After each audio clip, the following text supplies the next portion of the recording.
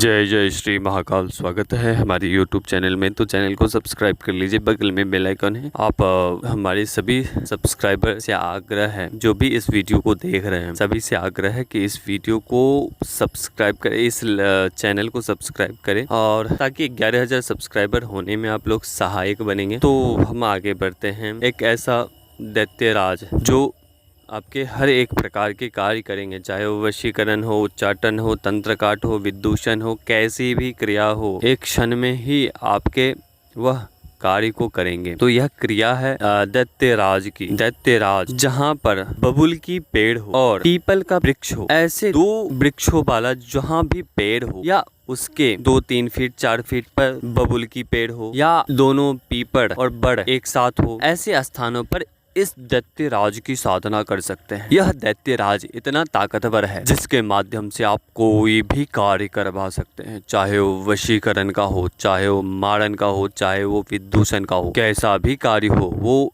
एक झटके में ही आपके कार्य को कर देंगे। मात्र 2 से 3 घंटे के अंदर अंदर ही वह अपने कार्य को कर देंगे। ठीक है, तो ये प्रचंड साधना है। इस साधना में कोई भी सामग्री, विशिष्ट सामग्री की आवश्यकता नहीं पड़ेगी आपको। मात्र और मात्र आपको शराब रखने हैं, और बकरे की कलेजी रखनी है, और एक दीपक रखना है, धूप रखने हैं। मात्र यही वस्तु आपको रखने हैं उस स्थान पर, और शुरू करने हैं आप उस मंत्र को, दैत्यराज के मंत्र को, दैत्यराज आवाहन मंत्र, जिसके माध्यम से आपकी पुकार सुनकर वह दैत्यराज आपकी इच्छा मनोकामना पूर्ण करने के लिए, वचन देने के लिए विवश हो जाते हैं। ऐसे मंत्र दिए जाएंगे आपको। तो यह साधना जो है वो आपको 11 दिनों की साधना है, मात्र और मात्र 11 दिनों की। ठीक है, 11 दिनों में सिद्ध होने वाली यह साधना है। ध्यान रहे, ये कोई प्रेत नहीं है, भूत नहीं है, यह एक दैत्य है, दैत्य।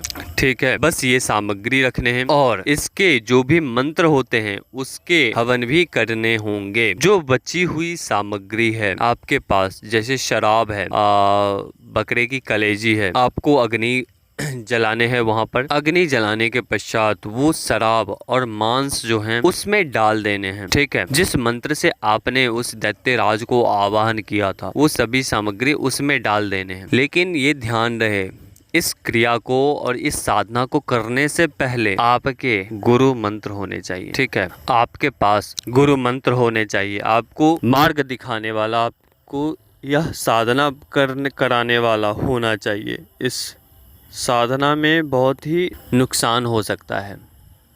ठीक है, तो बहुत ही सोच समझकर इस साधना को करें। ठीक है, खास करके गुरु निर्देश में ही इस साधना को करें, क्योंकि कुछ ऐसी क्रियाएं हैं जिसके माध्यम से वो दैत्यराज क्रोध से आकर आपके पास आते हैं। ठीक है, क्रोध से परिपूर्ण होकर वह साधक के पास आते हैं। तो ऐसे स्थिति का आप नहीं संभाल पाओगे। तो ऐसी स्थिति में आपके पास एक रक्षा कवच होना चाहिए, दूसरा गुरु मंत्र होना चाहिए, और गुरु का सपोर्ट होना चाहिए इस साधना में। ठीक है, तो ये दैत्यराज की साधना है, चाहे वो वशीकरण हो, मारण हो, उच्चाटन हो, विदूषण है, कोई भी कार्य हो।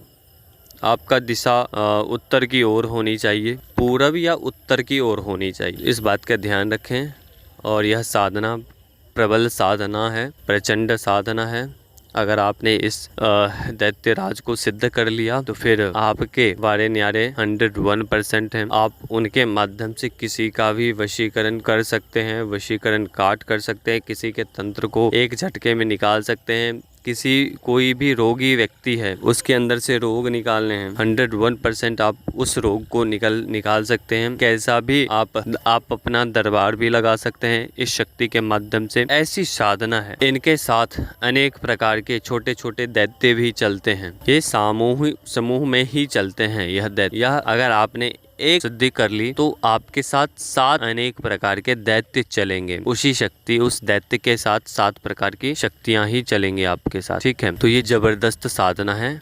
आप उसे कर सकते हैं। जो साधक करना चाहता है वो बिल्कुल कर सकता है। ठीक है, जब ऐसा हो जाए तो आपको लास्ट वाले दिन जब आप हवन करोगे उसी समय वह शक्ति आपके समक्ष आएगी, और वह भोग उस अग्नि में जलाने से रोकेंगे कि यह भोग मत जलाओ, मत हवन अग्नि में डालो, आप हमें दे दो। ऐसा वो बोलेंगे। ठीक है, तो उस समय साधक को बोलना चाहिए क्या आप हमें वचन देने वाले हो, क्या आप हमें वचन दोगे। तो वो सहमति भरेंगे कि हाँ मैं तुम्हें वचन दूंगा, लेकिन पहले तुम हमें ये भोग दे दो, हमें ये शराब दे दो और ये मांस दे दो। मैंने अनेकों दिनों से खाना या भोजन ग्रहण नहीं किया, ऐसे आपको बोलेंगे कि आप उस पर उसके बातों पर भरोसा कर। तो ऐसी स्थिति नहीं होनी चाहिए, जब तक कि आपको वचन नहीं दें तब तक उस भोग को आपको नहीं देने हैं। ये बात कान खोल कर सुन लो आप। इस साधना में जब आप इस साधना को करोगे तो एक प्रबल रक्षा कवच आपको धारण करने होंगे, या प्रबल रक्षा कवच आपके पास हो तो ही इस साधना पर बैठ। आपके प्रबल गुरु मंत्र होने चाहिए। ऐसा नहीं है कि कोई